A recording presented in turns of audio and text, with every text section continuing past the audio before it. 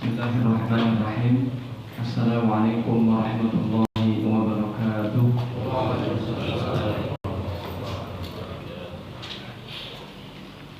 Asbahna wa asbahal mulku lillah walhamdulillah wa la ilaha illallah wallahu akbar. Allahumma bika asbahna wa bika amsayna wa bika nahya wa bika namut wa ilaika nusyur. Asbahna ala fitratil Islam wa ala kalimatil ikhlas wa ala dini nabiyyina Muhammadin sallallahu alaihi wasallam wa ala millati abina Ibrahim hanifan musliman wa ma kana minal musyrikin. Allahumma lakal hamdu hatta tarda, Allahumma lakal hamdu idza radita, Allahumma lakal hamdu ba'da ridha. Allahumma shalli wa sallim wa barik ala nabiyyina Muhammadin wa ala alihi wa sahbihi ajma'in. Para jemaah yang saya muliakan, bapak-bapak, ibu-ibu, rahimanillah wa iyyakum. Alhamdulillah, segala puji bagi Allah Azza wa Jalla.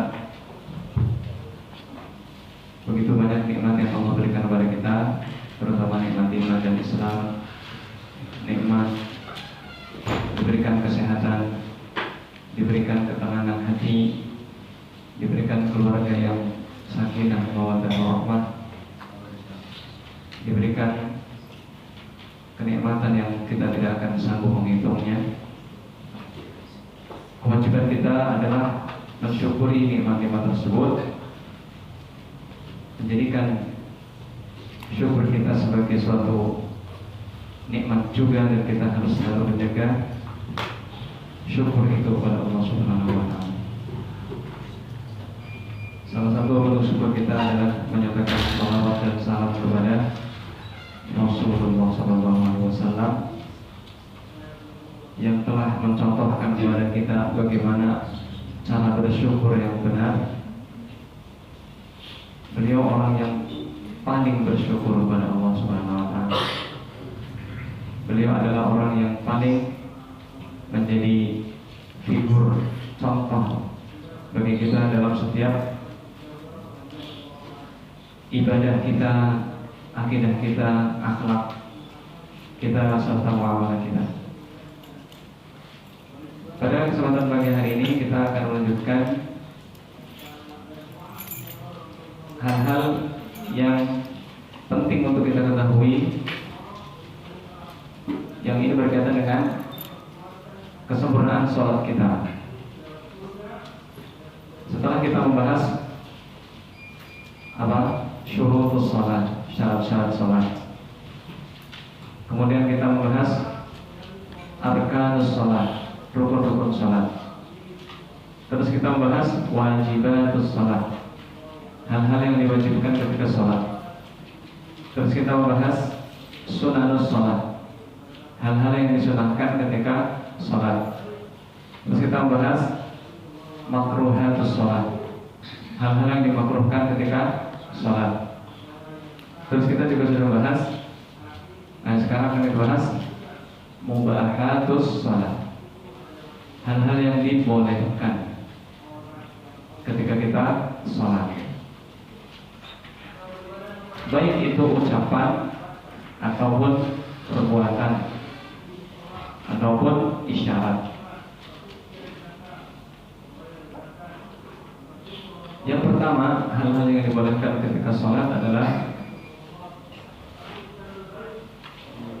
al-masyu lil hajah, berjalan depan atau ke samping atau ke belakang mundur jika memang ada keperluan. Pada dasarnya kita tidak boleh berjalan untuk melakukan sesuatu yang sia-sia. Seperti anak kecil yang berjalan ke depan, kemudian apalagi sampai melewati para jemaah yang sholat. Nah, ini tidak seperti itu. Tapi ini berjalan, memang kita dituntut untuk berjalan. Contoh, kita berjalan membukakan pintu untuk suami. Kita berjalan untuk menggendong anak yang sedang nangis. Atau kita berjalan untuk membunuh binatang. Atau kita berjalan untuk mematikan HP. Misalkan HP kita di depan. Nah, itu berjalan yang dibutuhkan. Hal ini berdasarkan hadis dari Aisyah radhiyallahu anha. Beliau berkata, "Kana Rasulullah sallallahu alaihi wasallam yusalli fil bait wal babu alaihi mughlaq." Adalah Rasulullah sallallahu alaihi wasallam pernah salat sunnah di rumah dan pintunya tertutup. Fajitu fastaftahtu.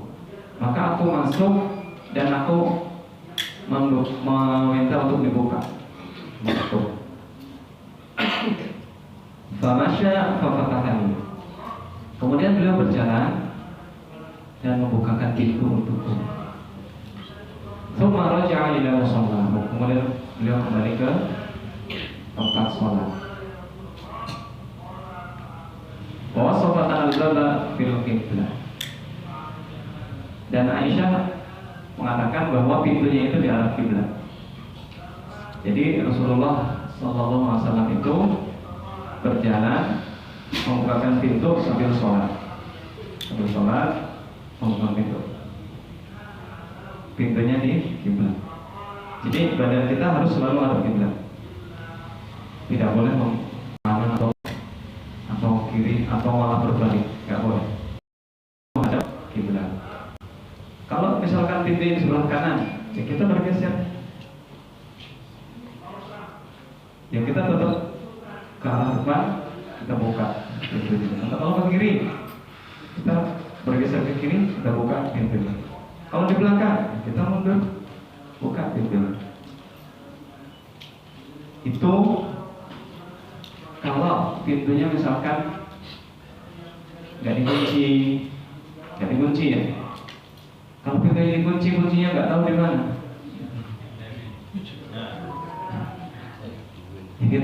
Kita takbirnya dikeraskan. Allahu Akbar. Jadi yang di luar tahu kita lagi sholat.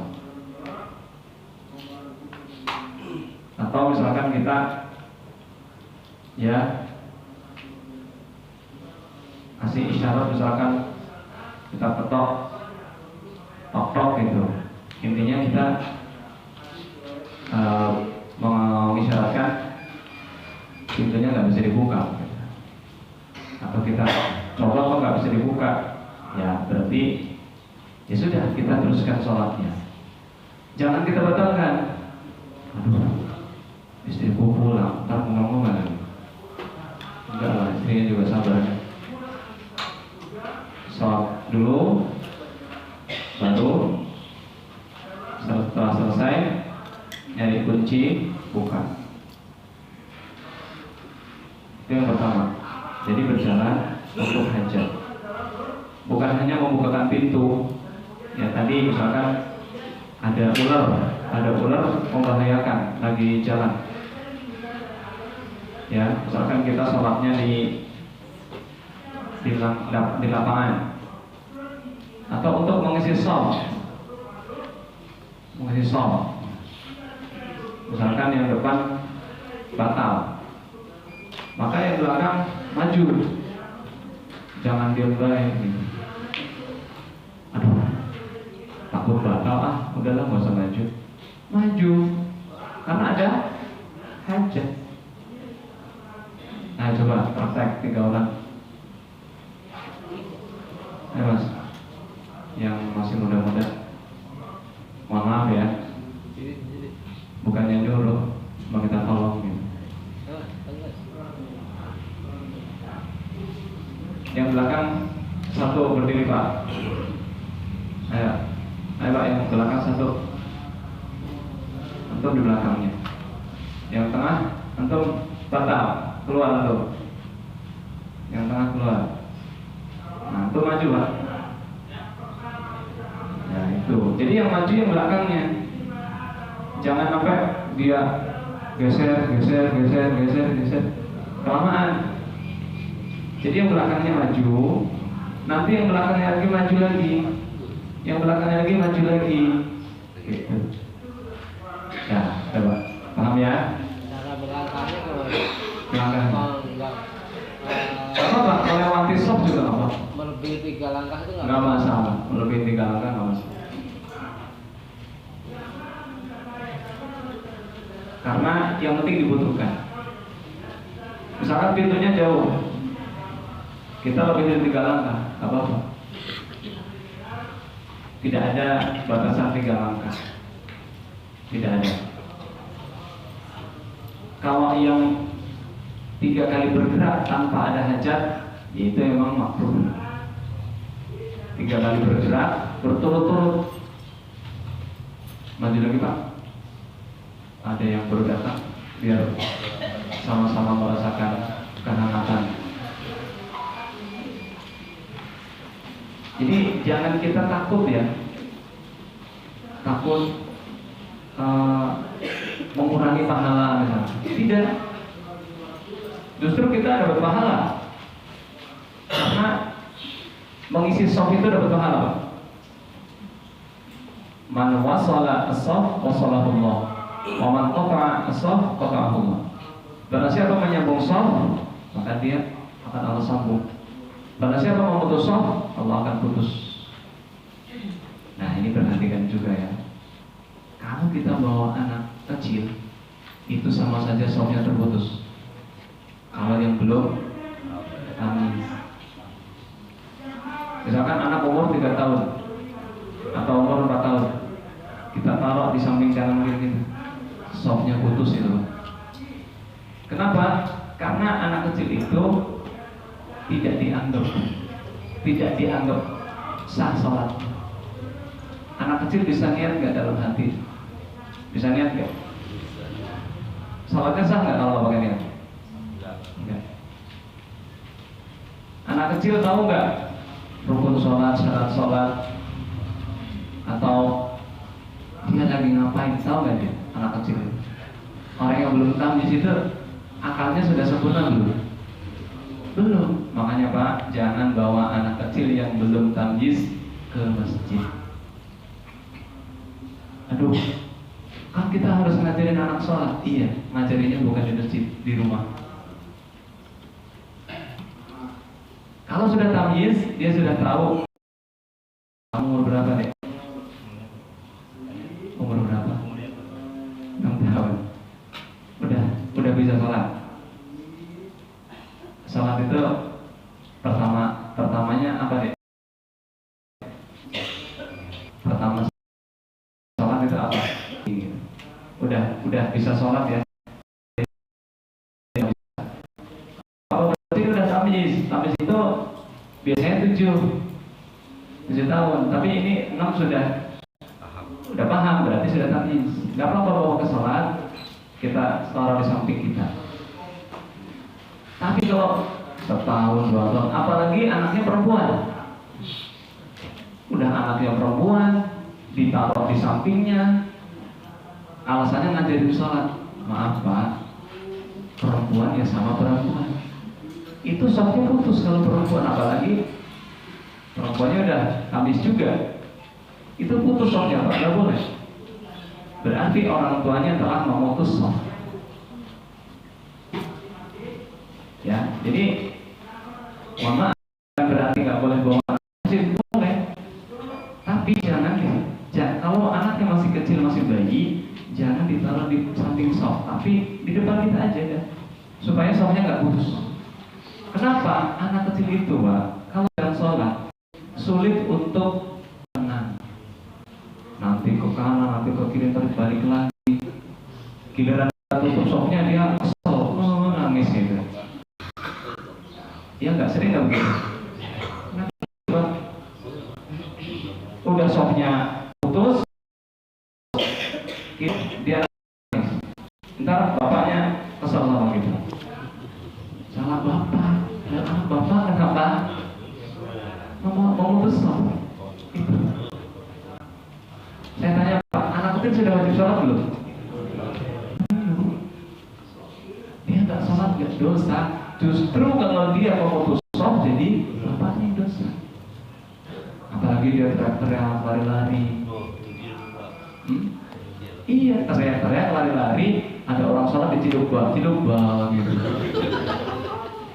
Itu anak kecil.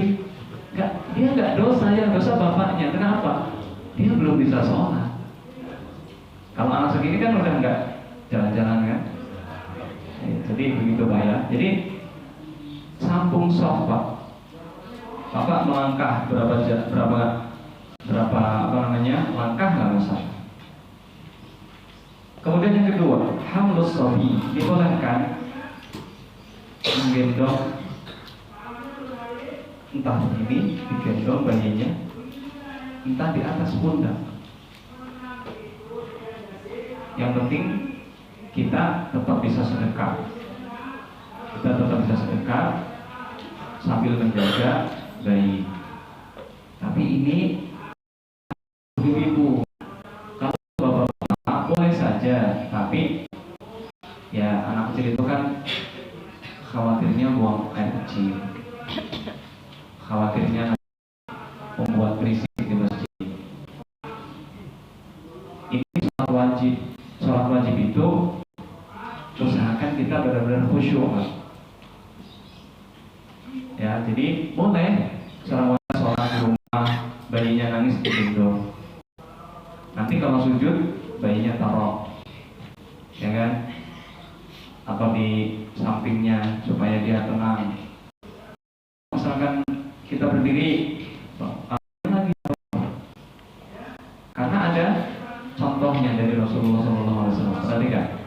An Abi Qatadah radhiyallahu anhu anna Rasulullah sallallahu alaihi wasallam kana yusalli wa huwa hamilu Umamah bint Zainab binti Rasulillah sallallahu alaihi wasallam wa li Abil As bin Rabi' fa idza qama hamalaha wa idza sajada wada'aha. Nah ini dalilnya Pak. Sesungguhnya Rasulullah sallallahu alaihi wasallam itu menggendong di sini Pak. Menggendong Umamah binti Zainab. Beliau di sini cucu Nabi namanya Umamah, anaknya Zainab, cucu Nabi. Nabi sholat. Ketika rukuk ya, rukuk dan sujud, sholat letakkan. Boleh Pak, silakan. Tapi ya kalau anak kecil yang suka pipis gitu ya, pampers. Di zaman dulu ya belum ada pampers, tapi ya kayak itu kan tahu ya, ini kebiasaan anak kecil ini pipisnya apa gimana, dan mereka sudah diajari kalau pipis itu toilet tempatnya. Terutama untuk ibu-ibu ketika di rumah tetap harus sholat tepat waktu. Ibu nangis, ya usahakan gendong aja. Yang nunggu anaknya tidur nanti sholat akhirnya mengakhirkan waktu, jangan. Afdhalul a'mali ilallah as-shalatu fi waqtiha. Afdalnya sholat amal di sisi Allah, sholat tepat waktu. Jadi nggak apa-apa, anaknya lagi nangis sudah adzan, kita langsung ambil wudu, persiapan sholat, gendong aja waktu. Kita anakku masih rewel tidur,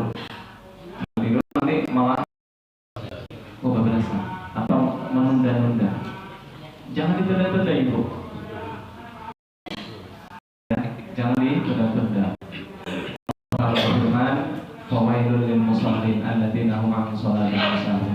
Celaka orang yang sholat yang dia lalai dalam sholatnya. Lalai itu adalah mengakhirkan waktu sholat atau menunda waktu sholat atau menyepelekan, ya, menunda-nunda, nantilah. Itu sahun itu lalai, terlekor, ya, waktu. Nanti saya mau tidur dulu. Nanti. Nah, ini tidak. Ketiga, qadrul aswadain, membunuh dua berwarna hitam. An Abi Hurairah radhiyallahu anhu anna Rasulullah sallallahu alaihi wasallam amara bi qadril aswadain di shalat al-aqrab wal hayyah.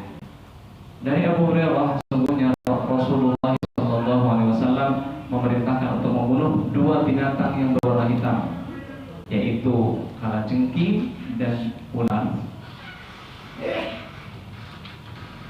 Tapi sebelum kita membunuh, baca bismillah. Bunuh. Karena dalam kaidah fikih disebut darul mafasid muqaddam 'ala jalbil masalih. Mencegah bahaya, menolak bahaya lebih utamakan dari mengambil manfaat. Artinya apa? Kalajengking, ular itu kan berbahaya, bisa menggigit atau mengantuk ya kalau kalajengking itu dengan ininya ya, ekornya itu. Nah, kita boleh membunuh Pak, baca bismillah, bunuh.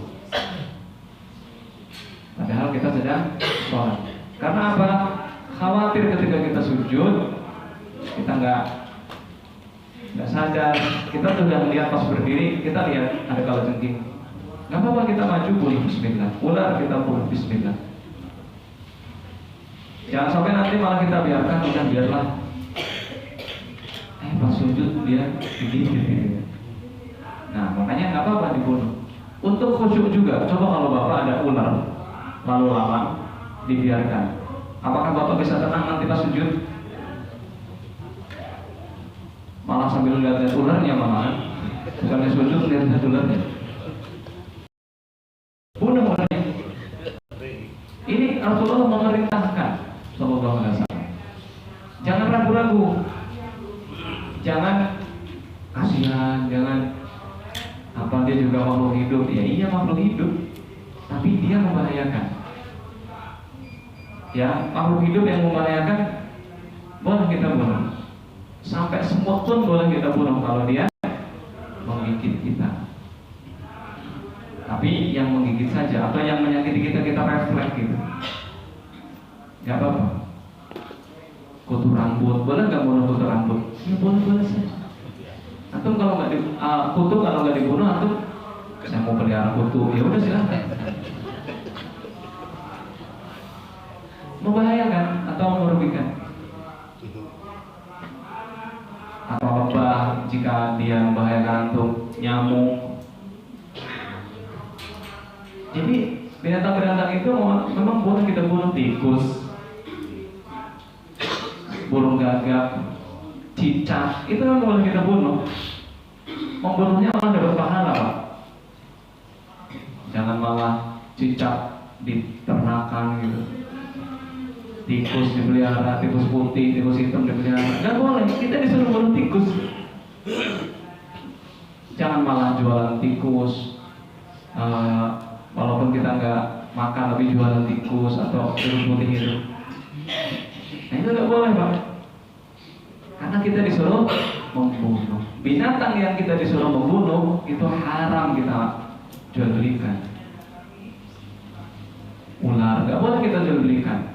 Kalajengking nggak boleh kita jual belikan. Orang disuruh bunuh, jangan malah diternakkan, dilindungi, malah jadi kebun binatang di rumahnya. Anjing hitam juga kita disuruh membunuh anjing hitam. Tapi ingat, kalau anjing yang dipelihara orang ya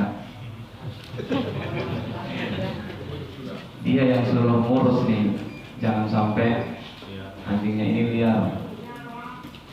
Khawatirnya ya mengganggu atau menyebabkan kebisingan gitu dengan gonggongannya itu. Jadi boleh Pak ya, kalau jengking, ular. Tikus kalau misalkan dia ada di situ atau yang kira-kira memang sejenisnya yang membahayakan. Yang keempat, al-iltifat wal isyarah al-mufhimah lil hajat. Kita atau berisyarat yang memang untuk memahamkan orang.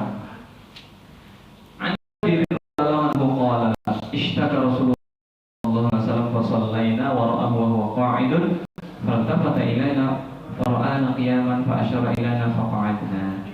Dari Jabir radhiyallahu anhu beliau berkata, Rasulullah sallallahu alaihi wasallam pernah ketika beliau sakit sallallahu alaihi wasallam, beliau salat sambil duduk. Jadi ketika sakit, imam itu boleh salat sambil duduk. Ya, beliau mengimami, tapi tetap duduk, nggak kuat berdiri. Duduknya di bawah, duduknya itu sila. Jadi sholat sambil duduk itu sila duduknya. Tapi nanti kalau pas tahiyat itu duduknya iftirash. Kalau tahiyat akhir duduknya tawarruk. Jadi berganti duduknya. Jadi duduk sila itu mewakili berdiri. Nah, duduk iftirash itu mewakili tahiyat awal. Duduk tawarruk itu mewakili tahiyat akhir. Jadi nggak sila terus. Coba Mas, atau lagi sakit misalkan, mudah-mudahan sehat terus ya. Ayo, Allah, enggak, duduk, enggak ada salah loh. Ya. Pas rakaat kedua, iftirash. Ya, boleh. Kalau mau sujud, sujud Pak. Ya. Kalau mau sujud, tetap sujud ya. Terus iftirash. Nah, itu pas tahiyat. Ini anggap aja ini tahiyat awal ya. Pas tahiyat awal duduknya iftirash. Tidak sila terus. Nah, terus sekarang tahiyat akhir. Pas tahiyat akhir duduknya tawarruk. Ya. Nah, terus salat. Paham? Jadi tidak sila terus. Sila itu karena dia nggak mampu berdiri. Orang kalau sakit duduk yang nyaman duduk apa? Sila. Sambil senderan nggak apa-apa. Tapi kalau misalkan sila juga sakit juga, ya sudah. Duduknya mau pakai kursi boleh. Ya, tapi kalau dia misalkan nggak kuat berdiri karena lemah, baru selesai dari sakit atau masih sakit, nah duduknya sila. Tapi kalau tahiyat awal duduknya iftirash, tahiyat akhir duduknya tawarruk. Gitu ya. Tapi kalau misalkan iftirash nggak bisa, sudah nggak apa-apa. Sama apa sila terus. Karena orang sakit kan ada yang memang masih bisa berpindah-pindah duduk atau berganti-ganti posisi duduk, ada yang memang nggak bisa. Nah, ketika imam duduk, maka kita makmum duduk. Ya, ketika imam duduk, makmum sholatnya duduk. Karena imam itu dijadikan untuk diikuti. Kemudian yang kelima, al-busaqu fi thawbihi aw ikhraju min dirihi min jaybihi. Meludah atau mengeluarkan riak atau maaf ya, ingus. Misalkan dia pilek, nggak bawa tisu, atau dia batuk atau mengeluarkan kotoran dari mulutnya atau muntah, ya di bajunya kalau nggak bawa tisu atau ingus Ya kalau ada tisu ya alhamdulillah pakai tisu tangan. Sapu tangannya diletakkan di saku. Ya ini menunjukkan kalau orang pilek atau batuk masih sholat ke masjid. Kalau memang butuh masker ya silahkan. Kalau sering bersin, sering batuk atau ingusan, pilek gitu ya, boleh dia tetap ke masjid, tapi persiapkan tisu atau sapu tangan. Kalau nggak bawa tisu, nggak bawa sapu tangan, ya minimal kita pakai tangan begini atau pakai tangan begini. Nggak apa-apa, karena kita nggak bawa tisu, nggak bawa sapu tangan. Jangan kita biarkan, maaf ya, ludah kita ke depan gitu. Nggak boleh meludah ke depan. Ke kanan juga nggak boleh, bolehnya ke kiri. Tapi kalau ada orang ya jangan ke kiri juga, kan ada orang. Ya sudah di bawah kaki kita. Kalau kita nggak bawa tisu, nggak bawa apa-apa. Tapi lebih baik kita disekar dengan ini lengan baju. Ya, karena kan kita ketika pilek atau sering ingusan atau batuk, kadang-kadang kan ya mengeluarkan sesuatu dari mulut kita atau hidung kita. Itu berkaitan dengan hadis Jabir, larangan meludah ke depan ke arah kiblat. Nggak boleh kita meludah di arah kiblat. Nggak boleh kita meludah ke depan kita ketika sedang sholat. Kalau di luar sholat ya lebih baik kita juga jangan ke arah kiblat, tapi ke arah yang lain atau ke kanan, ke kiri kita ya. Kalau di luar sholat. As-sadis ke-6, al-isyaratu bi raddis salam ala man sallama alaih. Berisyarat dengan salam, dengan tangan ketika kita ingin menjawab salam. Dari Abdullah bin Umar radhiyallahu anhu beliau berkata, kharaja Rasulullah sallallahu alaihi wasallam ila Quba yusalli fi. Rasulullah sallallahu alaihi wasallam keluar ke Quba untuk sholat di situ. Dari Masjid Nabawi ke Quba kalau jalan kaki itu 40 menit. Kalau pakai motor ya cepat, paling 10 menit. Kalau pakai bis ya 30 menit. Tapi kalau jalan, kalau sedang jalannya itu 40 menit. Saya pernah mencobanya dari Masjid Nabawi ke Masjid Quba itu saya jalan 40 menit.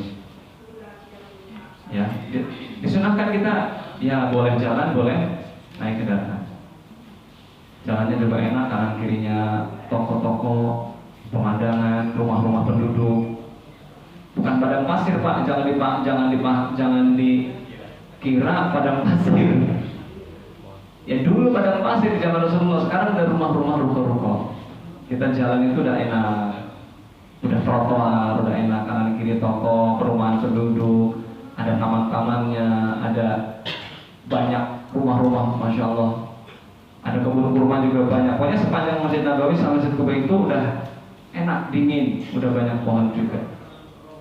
Nah, coba sekali-kali kalau antum umroh jalan kaki dari Masjid Nabawi ke Masjid Quba 40 menit. Bolak-balik berarti 120 menit. Hanya untuk sholat 2 rakaat Rasulullah SAW. Biasanya beliau hari Sabtu ke Masjid Quba. Karena sholat di Masjid Quba pasti umroh. Berarti kalau kita pergi umroh, kemudian sholat di Masjid Quba, berarti 2 kali itu pahala. Jadi nggak rugi antum umroh bayar sekian juta, pahalanya tapi berlipat-lipat. Belum sholat di Masjid Haram, Masjid Nabawi, Masjid Quba, ya, masya Allah. Jadi nggak mahal, Pak. Itu nggak mahal. Kalau mau umroh silakan hubungi Pak Haji ya, silakan.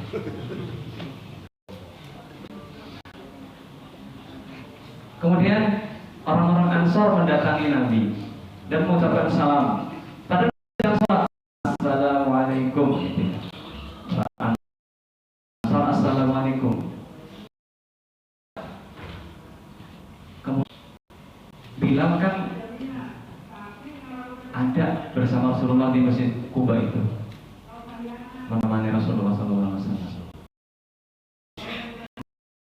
Rasulullah SAW menjawab salam orang Ansar itu, mengucapkan salam sedangkan beliau sedang salat. Beliau mengatakan begini, pakai tangan kanan begini. Itu jawab salam ketika kita sedang salat. Ya boleh, kalau di luar juga boleh begini. Boleh begini, boleh juga begini. Ya. Jadi itu menjawab. Jangan dengan kita lagi sholat. Kita lagi sholat. Isyarat.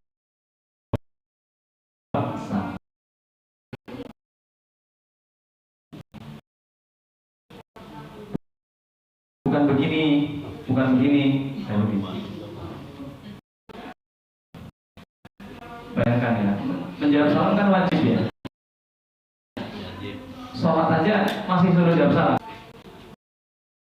Makanya Bang, kalau ada orang salam kita jawab Waalaikumsalam warahmatullahi wabarakatuh. Yang ketujuh, tasbih rijal wa tasbih lin-nisa lil amri yahdutsu bis shalah. Bertasbih sama laki-laki atau menepuk tangan. Nah, caranya begini ya. Kalau wanita caranya nih, ini punggung telapak tangan kanan ditepukkan ke telapak tangan kiri. Gitu, bukan begini. Bukan begini. Itu ketika ada sesuatu yang terjadi ketika sholat. Contohnya imam. Dari Sahal bin Sa'ad ya sallallahu alaihi wasallam, ya ayuhan nas malakum hina nabakum syai'un fi sholati inna tasbiqun lin nisa. Nabi Muhammad sallallahu alaihi wasallam bersabda, wahai ketika terjadi sesuatu dalam sholat kalian malah bertepuk tangan. Sesungguhnya tepuk tangan itu untuk wanita. Barang siapa yang melihat sesuatu yang terjadi ketika sholat, untuk laki-laki, subhanallah. Fa innahu la yasma'u ahadun hina yaqul subhanallah illa al-tafar. Ya. Misalkan imamnya lupa atau salah, harusnya duduk malah berdiri. Tapi ingat ya, makmum yang di belakang imam itu harus cepat tanggap dan paling tahu masalah sholat. Maka makmum yang di belakang imam itu yang bertasbih. Misalkan imam harusnya tahiyat, lupa beliau, imamnya lupa, baru mau naik, yang belakang langsung bilang subhanallah. Jadi imamnya langsung duduk. Coba antum duduk, antum jadi imam, antum makmum pak. Antum harusnya duduk, dari sujud antum langsung berdiri. Ya, antum ikut sujud. Nah, coba. Nah, apa berdiri antum subhanallah. Nah, tapi kalau udah berdiri coba berdiri.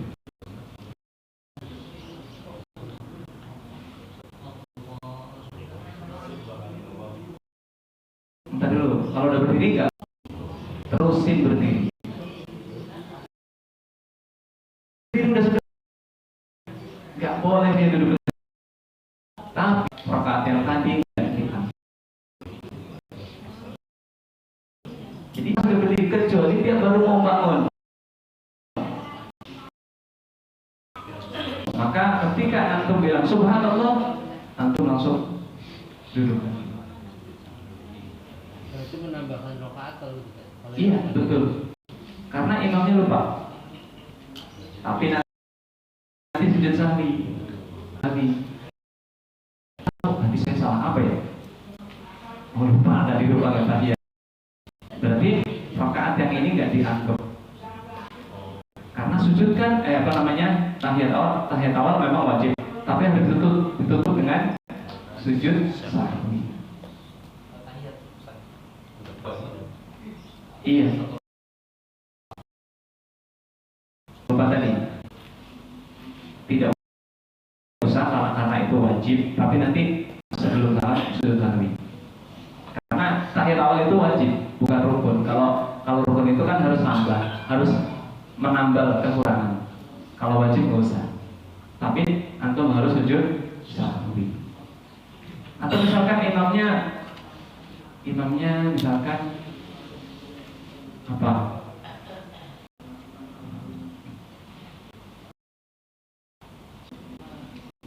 Kalau wanita kan nggak lihat imam ya, wanita nggak lihat imam. Ya misalkan imamnya pas baru pas misalkan sholat duhur 3 rakaat salam. Nah, yang laki-lakinya nggak ada yang ngeh, ibu ngeh, maka ibu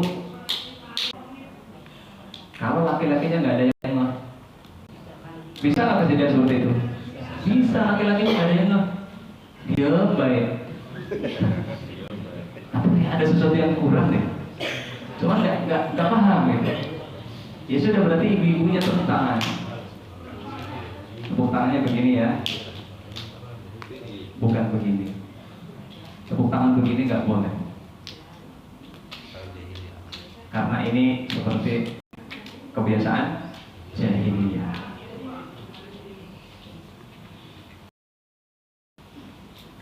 Bersiul itu nggak boleh. Itu juga nggak boleh. Kebiasaan. Kemudian al-fathu 'alal imam. Buka ingatan imam. Misalkan imamnya lupa. Ya, Nabi radhiyallahu anhu Nabi sallallahu alaihi wasallam shalla salatan fa qara'a fiha falubisa man sarafa qala li Ubay as-salaita ma'ana qala na'am qala fama mana'aka an taftaha alayhi. Rasulullah SAW itu pernah lupa 5 kali, Pak. Rasulullah SAW pernah lupa 5 kali. Lupa baca, lupa rakaat. Itu 5 kali, Pak, Rasulullah SAW selama beliau sholat. Karena beliau biasa, manusia biasa, Pak. Manusia itu bisa lupa. Ada di sini yang nggak pernah lupa. Kalau nggak pernah lupa, antum nangis terus, Pak. Ya nggak? Ingat sedih, nangis lagi. Makanya lupa, alhamdulillah bisa lupa. Asal jangan lupa utang ya. Atau lupa diri gitu. Atau lupa dana. Nah, Rasulullah SAW sholat, kemudian lupa, bacaannya lupa. Kemudian setelah selesai sholat, para sahabat kan nggak ada yang berani negur, nggak ada yang berani membuka gitu, karena ini kan Nabi. Ini Nabi Sallallahu Alaihi Wasallam. Kemudian setelah selesai sholat, Rasulullah SAW bertanya kepada Ubay, kamu sholat sama kita nggak? Iya ya Rasulullah. Kenapa kau tidak membenarkan saya? Ya nggak enak lah ibaratnya.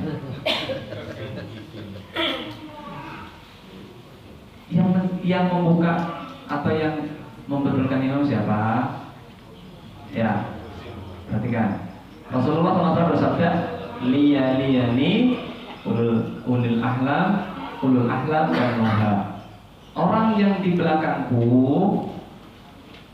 adalah yang ulul ahlam, yang sudah balik, wa ulul nuha, dan yang pintar. Artinya yang di belakang imam itu usahakan jangan anak kecil. Jangan anak kecil. Kecuali yang gede-gede nggak mau maju, belum pada datang juga, komat baru datang. Anak kecilnya pada semangat belum ke depan semua. Ya sudah, anak kecil di depan, di belakang imam. Jangan musir, bocil-bocil mundur. Bapak sendiri dari tadi komat nggak maju. Hadis itu, liyani ulul ahlam wan nuha, yang berdiri di belakangku itu yang sudah banyak memahami urusan sholat, itu motivasi untuk kita, ayo sekarang iman. Apa ya? Lebih mementingkan orang lain. Aku sholat aku belum pantas gitu. Pantasnya kapan? Dorong-dorongan gitu. Ya kalau memang dia merasa masih awam, ya sudah. Ya lebih baik ambil kanan. Jangan di belakang imam persis. Paham masalah sholat, hafalannya juga. Jangan ragu-ragu di belakang imam. Oleh siapa atau ustadz siapa? Nggak apa berdiri di belakang imam. Jangan urusan tawadhu, jangan mati sholat mas. Tapi saya, pokoknya saya nggak mau di belakang imam lah. Semuanya di mana? Pojok sebelah sana. Imam orang awam. Nanti pas imamnya salah, dia ngomong. Imamnya diumbai dari tadi. Nah, itulah fungsinya ketika imam lupa. Ingat, imam lupa tapi dia masih ulang-ulang. Muttaqina mafaza, inna lil muttaqina mafaza. Diam sebentar. Inna lil muttaqina mafaza. Kita jangan jangan tunggu dulu mas, sabar dulu mas. Ini imamnya lagi mengingat-ingat. Juga jangan imam tiba-tiba lupa sih bang gitu. Ya namanya manusia pasti bisa lupa. Tunggu dulu. Kalau imamnya masih ulang-ulang, berarti dia masih mengingat-ingat. Oh sabar dulu gitu. Atau diam tapi sebentar. Ya kita sabar dulu. Tapi yang kedua, imam lupa atau salah baca. Yang harusnya misalkan lupanya lama dia, diamnya lama. Innalil muttaqina mafaza. Terus lompat. Rabbis samawati. Nah, baru kita hadaiqa wa a'naba. Nah, pas dia salah kita langsung hadaiqa wa a'naba gitu.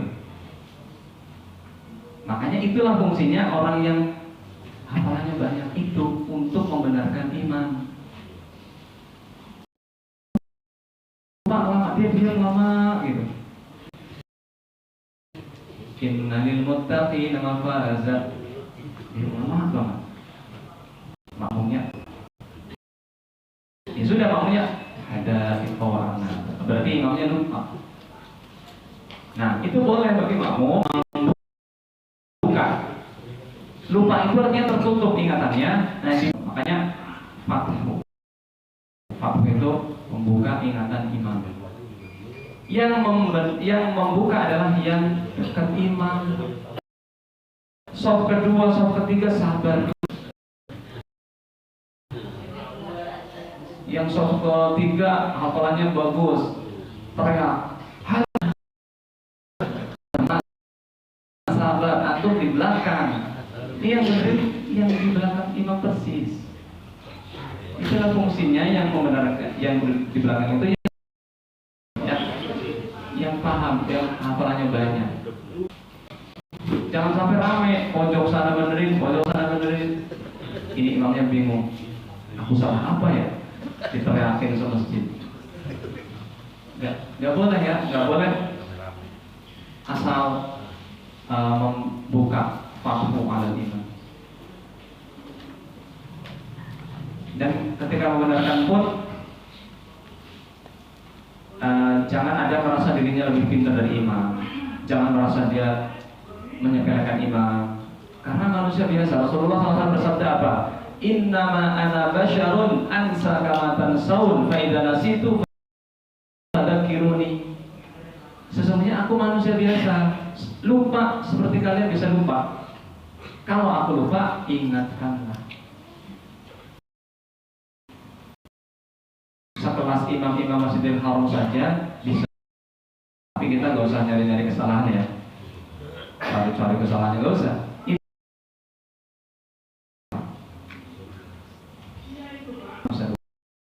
Lupa. Nabi Musa lupa. Nabi Adam juga lupa, ya enggak? Nabi Adam lupa kan, disuruh jangan dekat pohon malah lupa berarti kan? Nabi Musa lupa ketika menemui ikannya loncat. Terus Nabi Musa juga lupa. Oh iya. Jadi lupa itu hal yang wajar. Ghamzur rijlin naim, mencolek atau menyentuh kaki orang yang tidur. Ana Aisyah radhiyallahu anha qalat, kuntu aquddu rijli fi qiblatin Nabiy sallallahu alaihi wasallam wa huwa yusalli, fa idza sajada ghamazani fa rafa'tuha fa idza qama madadtuha. Adalah Nabi Muhammad sallallahu alaihi wasallam ketika aku sedang tidur, aku menjulurkan kakiku di depan beliau. Namanya sedang tidur kan nggak tahu. Rasulullah SAW kan tidurnya itu, sholatnya itu di rumah beliau. Sempit rumahnya, karena ukurannya hanya 3x4 ya rumah Nabi itu. Tidur di situ, ya berkumpul dengan Aisyah di situ. Kecil rumah beliau. Aisyah angkat kaki. Ketika Rasulullah SAW sujud, beliau mencolek Aisyah supaya menekuk kakinya. Ketika sujud ya Aisyah menekuk kakinya. Rasulullah sujud. Ketika berarti laki-laki menyentuh wanita tidak bagi istrinya. Adapun ayat aula mastumun nisa afatayammamu seterusnya itu la masa yulamisu, itu dalam bahasa Arab ada musyarakah, ada saling bersentuhan, bukan seperti yang dipahami oleh saudara-saudara kita bersentuhan sekedar menyentuh bata, nggak bisa. Itu dhaif pendapat itu. Karena ayat itu ya menceritakan tentang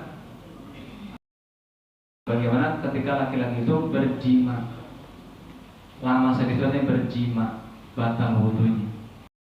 Sholat mencium istrinya, tidak wudu lagi ketika pergi ke masjid,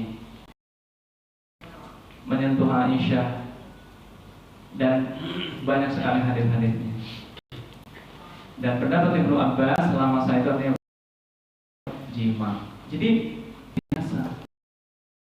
Gak batal kita bersentuhan dengan istri habis wudu. Cipika-cipiki juga gak batal. Bahkan Rasulullah SAW sangat romantis kepada istri beliau. Istrinya kemudian beliau sholat tidak wudu lagi. Ya, jadi boleh kita mencolek istri kita ketika tidur. Misalkan tidurnya di tempat kita sholat karena rumah kita sempit, ya kan, ukurannya kecil, kontrak gitu ya, kontrak yang satu kamar gitu kan, kompor di situ, sajadah di situ, kasur di situ. Ya mungkin antum nggak pernah mengalami itu, ada yang nggak pernah mengalami gitu ya? Ngalamin ya? Pak Suri ngalamin ya? Sholat di situ, makan di situ, tidur di situ, istrinya si lonjor, kita sholat, colek, sujud. Mungkin kayak orang-orang yang kaya, rumahnya besar, sholatnya sendiri, tidurnya di mana? Masa sih rumah sekecil itu? Ini Nabi, Pak. Rumahnya sekecil itu, Pak. Sallallahu alaihi wasallam. Tapi tiap malam masih sholat tahajud. Ya masih bisa melakukan ibadah dengan khusyuk. Kita udah rumahnya gede, ASEAN, sajadahnya empuk, kasurnya empuk, nggak bisa sholat malam. Berarti masalahnya di mana nih? Nabi udah rumahnya dari tanah, atapnya juga bolong-bolong, bisa lihat langit, atau kan Nabi bisa lihat langit. Kita lihat apa? Cipta. Kasurnya empuk, kadang-kadang nggak bisa bangun malam. Berarti kita masih terlalu cinta dunia. 10. Muqatalatu man arada al-murura baina yaday al-musalli. Mencegah dengan semaksimal mungkin orang yang akan melewati kita sedang sholat. Nabi Sa'id al-Khudri radhiyallahu anhu sami'tu Nabi sallallahu alaihi wasallam yaqul idza shalla ahadukum ila syai'in yasturuhu minan nasi fa arada ahadun an yajtaza baina yadayhi falyadfa' fi nahrihi fa in aba falyuqatilhu fa innama huwa syaitan. Hadis riwayat Muslim. Ayo Mas, contoh Mas.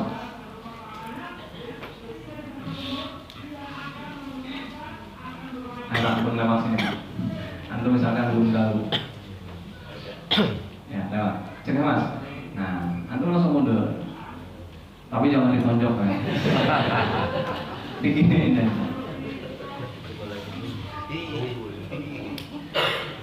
Kalau antum masih lewat juga, nggak apa-apa, antum dorong. Antum juga jangan marah. Antum juga jangan terlalu kasar, maksudnya jangan sampai dipukul, enggak. Pakai isyarat pelan. Pertama isyarat dulu, artinya jangan didorong dulu. Isyarat, kan dia tahu, oh saya nggak boleh lewat. Kecuali dia maksa. Kalau antum lebih gede dari dia, dong. Kalau antum lebih kecil, antum maju ke depan. Kalau antum lebih kecil, atau nggak kuat dorong dia masih nekat, antum ke depan. Soalnya dia kalah fisik, Pak. Kalah fisik. Antum maju ke depan supaya dia lewat belakang. Gitu. Karena kadang-kadang ada orang yang nggak paham, akhirnya malah marah gitu. Kita maju aja, antum maju aja. Jadi supaya dia ke belakang kita. Kalau enggak antum isyarat gitu. Kalau dia paham, kalau nggak paham juga ya udah antum maju aja. Gitu. Nah, untuk kita jangan sampai melewati orang yang sedang sholat. Kalau dia sholatnya sendiri pakai sutroh, dia udah pakai sutroh, antum sutrohnya tembok, ya sudah, tidak boleh ada yang sholat kecuali di belakang sutroh. Misalkan apa? Anggap aja ini sutroh, antum taruh situ. Ya sebenarnya nggak boleh Pak sutroh gelas itu. Kalau aqua masih boleh. Aqua yang segini. Nah, agak ke sini Mas. Agak ke sana, ke sana. Nah, antum bolehnya lewat sini. Karena kalau sudah di sini antum mau lewat harus lalu mana? Nggak boleh sholat di situ. Lewat di situ. Lau ya'lamul marru baina yaday al-musalli dan tadur arba'in. Kalau orang yang akan lewat di depan orang yang sholat tahu apa yang akan terjadi, artinya sesuatu yang sangat-sangat tidak boleh, tentu dia akan menunggu 40-nya nggak dijelaskan, 40 hari, 40 tahun, 40 bulan. Artinya dia tunggu dulu kalau memang nggak bisa lewat. Makanya ketika kita sholat kasih sutroh. Atau kita kalau mau lewat, misalkan kita lihat ada orang sholat nggak pakai sutroh, kita ambil sesuatu meja atau sesuatu yang tinggi, kita taruh di situ, kita lewat. Makanya Rasulullah SAW bersabda, "Idza shalla ahadukum falyusalli falyadnu ila sutrah." Jika salah seorang dari kalian sholat, maka mendekatlah ke sutroh. Jadi kita harus pakai pembatas, Pak, supaya orang itu tahu, oh kita nggak boleh lewat antara kita dengan sutra itu, kita nggak boleh melewatinya, kita bolehnya lewat depan. Itu kalau kita sholat sendiri atau imam. Tapi kalau makmum nggak masalah, kita lewat di depan makmum. Misalkan mas saya berdiri, berdiri tiga orang lah. Enggak, maksudnya antum imam, antum makmum. Gantian antum jadi imam sekarang ya. Misalkan ada yang batal, ada,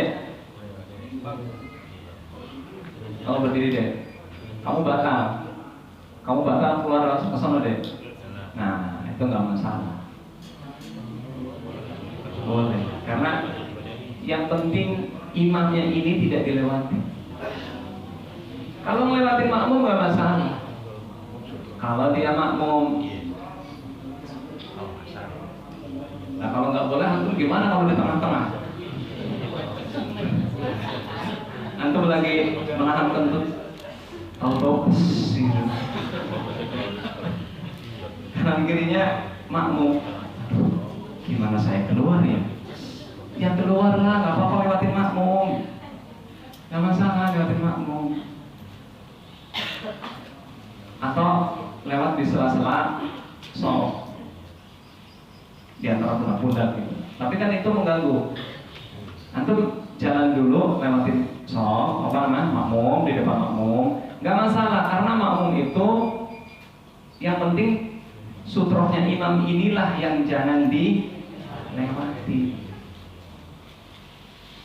Yang penting imamnya ini sudah ada sutroh, ya memang sutrohnya di situ. Yang penting, atau mana dari kita sholat dengan di sini. Yang penting nggak ada orang lewat sini.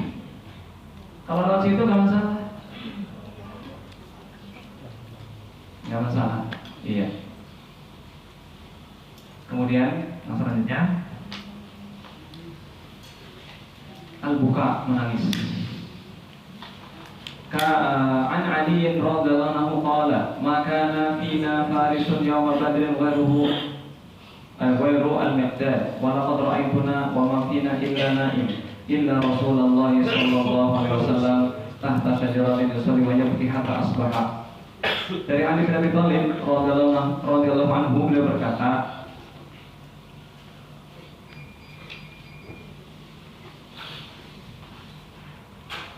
di antara kami yang paling pemberani, paling kesatria adalah Miqdad, dan artinya yang sangat-sangat menunjukkan ketangguhannya ketika perang.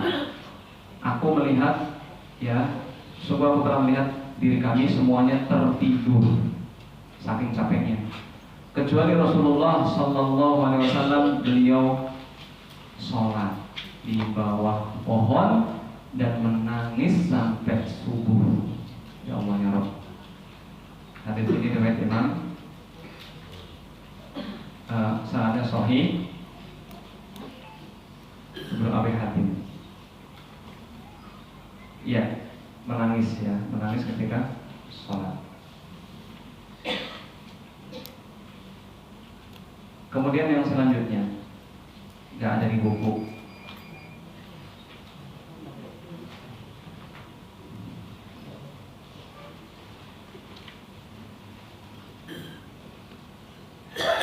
Mengucapkan alhamdulillah ketika bersih. Misalkan antum bersih, alhamdulillah, tidak apa-apa.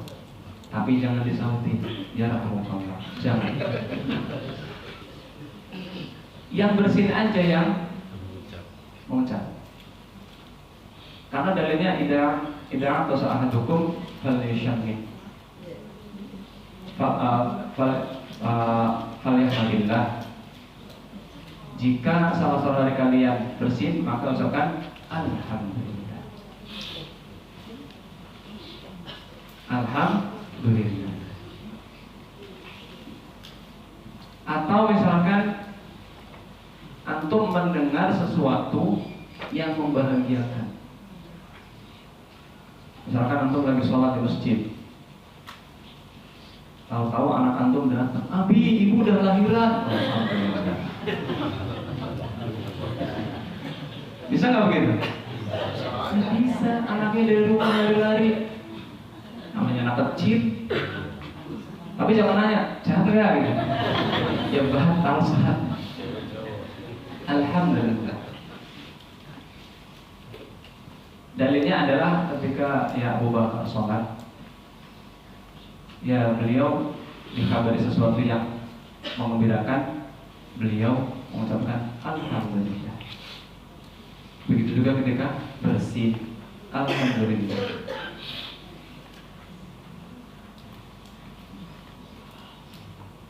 Kemudian yang selanjutnya,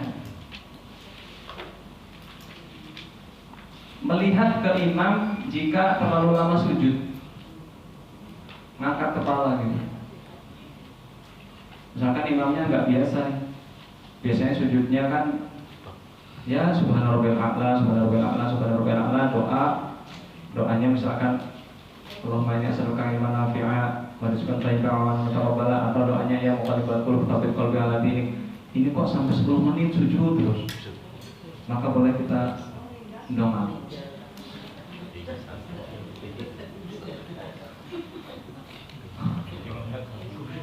Ya takutnya imamnya meninggal dunia. Kalau tidur ya nggak mungkin. Nggak mungkin juga yang tidur. Hal ini pernah terjadi di zaman Rasulullah SAW. Ada sahabat kelamaan. Ya Rasulullah SAW ya biasa sujudnya lama, tapi kan nggak terlalu lama.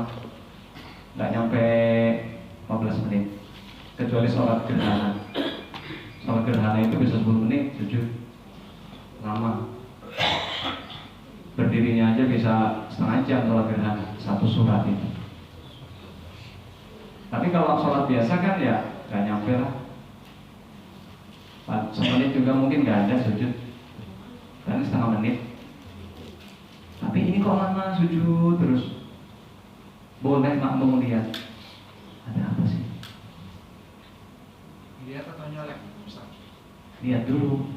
Nggak nyolek gimana? Enggak.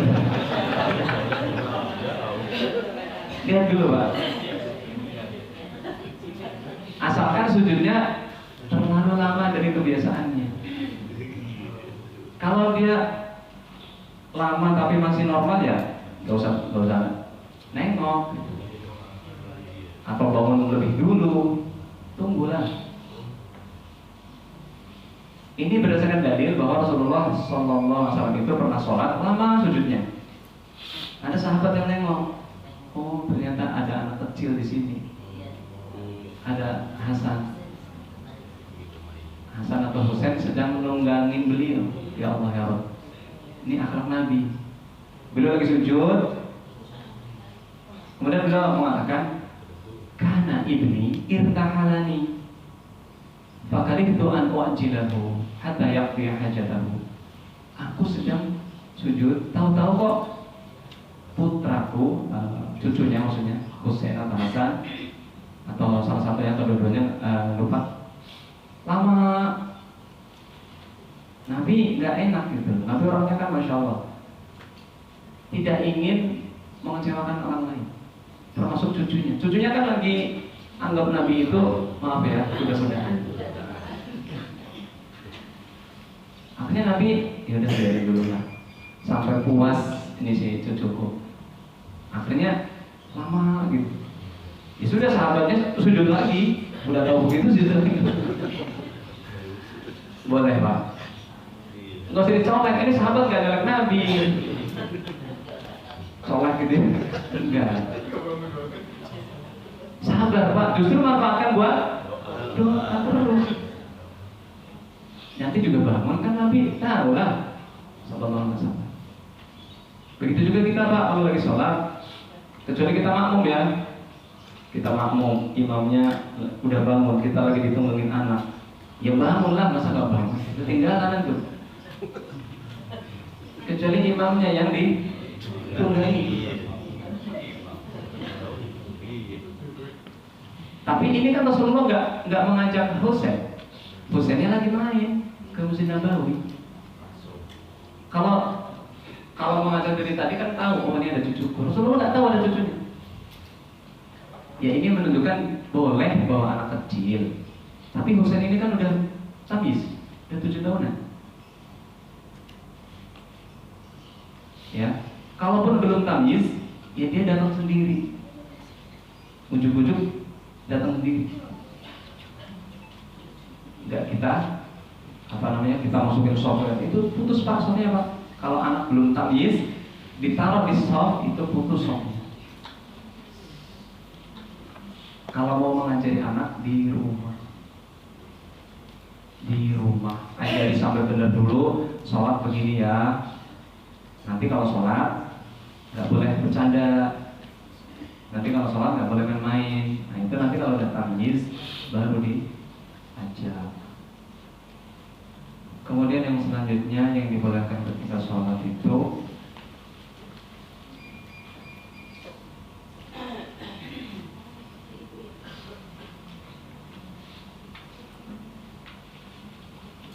menutup shaf sudah tadi ya.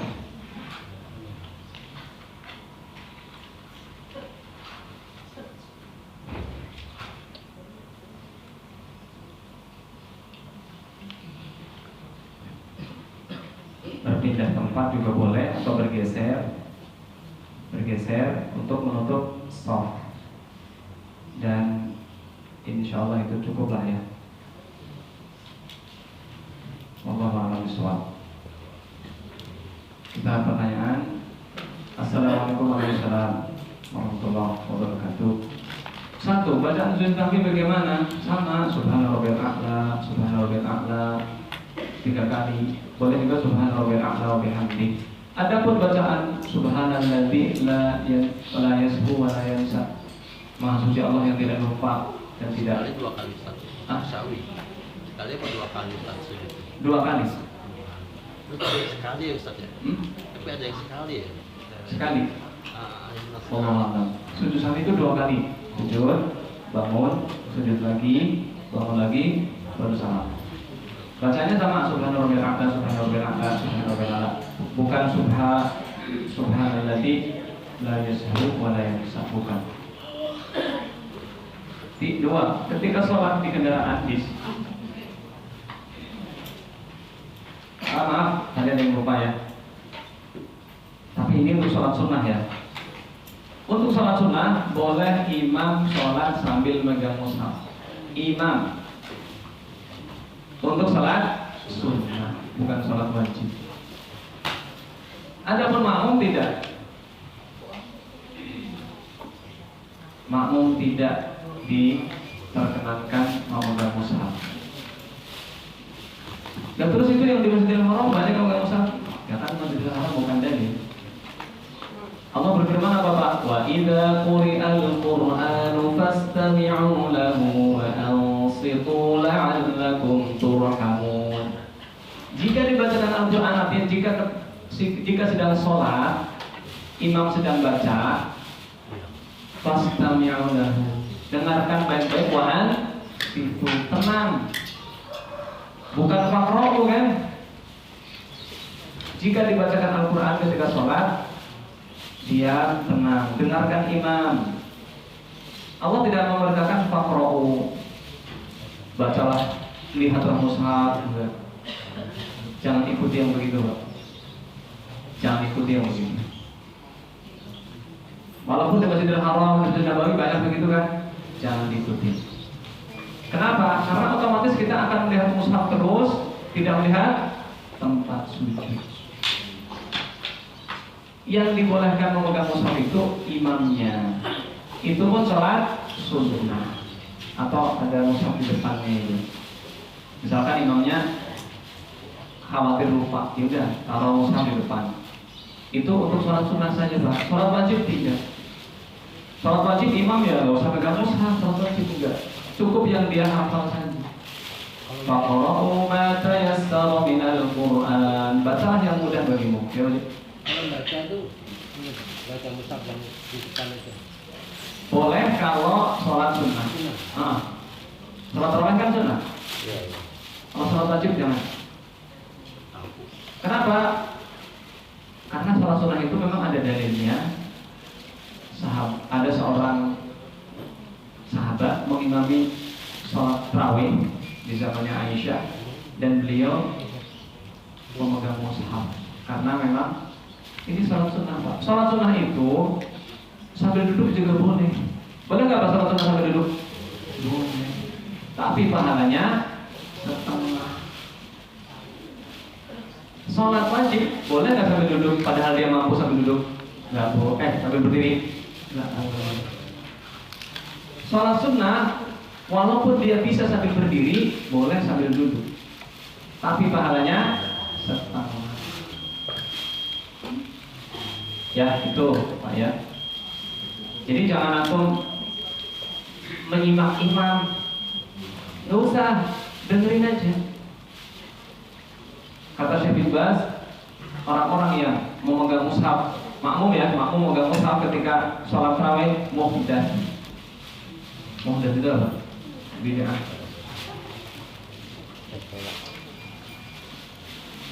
Ketika sholat di kendaraan, apakah benar saat takbiratul ihram diusahakan posisi berdiri? Iya betul.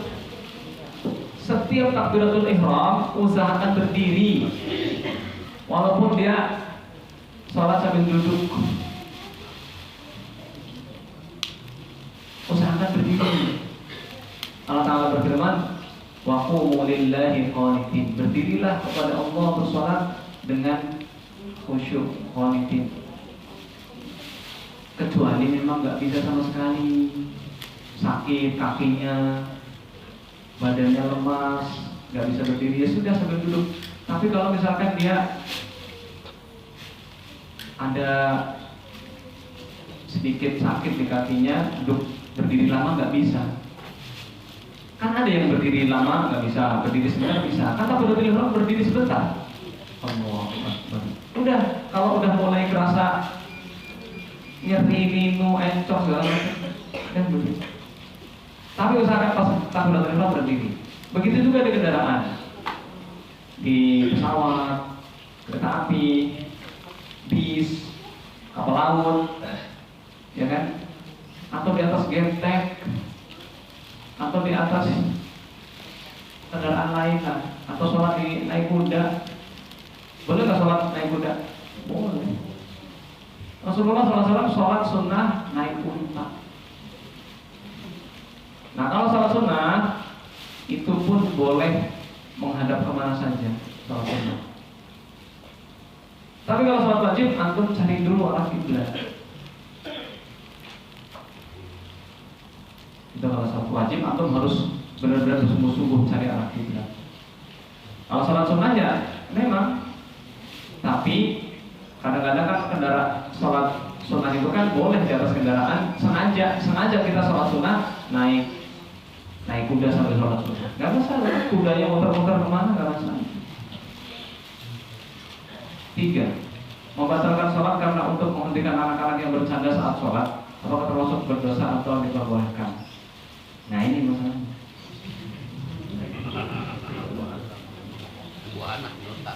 Anak-anak yang bercanda saat sholat, jangan dibatalin sholat kita, pegang saja anaknya. Nah makanya yang dekat dengan anak dialah yang memegang. Cuman masalahnya kadang-kadang banyak yang nggak tahu, akhirnya takut bergerak, anak bercanda dibiarkan. Enggak, pegang aja tangannya, ditahan. Apalagi itu kalau anak kita, anak orang juga nggak apa-apa. Kita pegang tangannya supaya dia nggak bercanda. Nah, alangkah baiknya yang sebelah kanan kirinya juga paham. Oh ya, pegang lagi yang satu biar nggak bercanda.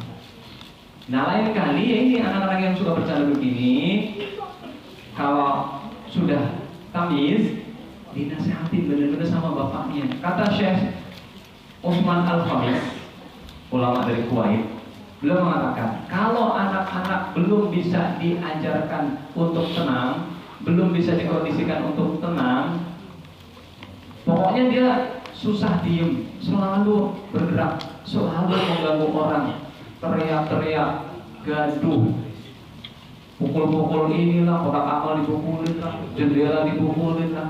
Jangan bawa ke masjid, sholat di rumah aja tuh si anak itu, nggak masalah.